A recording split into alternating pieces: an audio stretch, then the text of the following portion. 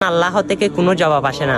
তখন আমার আল্লাহ জিব্রাইলকে ঘোষণা দেয়, এই জিব্রাইল আরশের দিকে তাকাও।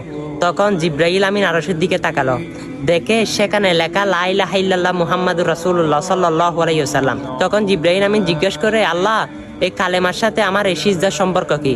তখন আল্লাহ রাব্বুল আলামিন কুদরতে জবানে বলে, আমার একজন নবী আসবে, তিনি হচ্ছে সর্বশ্রেষ্ঠ এবং সর্বশেষ নবী হযরত মুহাম্মদ মুস্তাফা সাল্লাল্লাহু আলাইহি ওয়াসাল্লাম। হ্যাঁ, সেই নবীর উম্মতের জন্য 5 ওয়াক্ত নামাজ ফরজ করা হয়েছে এবং 17 রাকাত ফরজ 5 ওয়াক্ত নামাজে। যখন 17 রাকাতে 2টি করে সিজদা থাকবে, তখন সিজদা থেকে সুবহানা রব্বিয়াল আলা বলবে। তখন আমি আল্লাহ এই সুবহানা রব্বিয়াল আলার বিনিময়ে আমি তাদেরকে তোমার 30 বছরের সিজদা থেকে 40,000 গুণ বেশি সওয়াব দান করে দিব। সুবহানাল্লাহ, কেমন মাহবুব নবীর উম্মত হয়েছেন আপনি, কিন্তু সেই নবীকে আপনি গুরুত্ব দিচ্ছেন না, এত ভালোবাসতে পারতেছেন।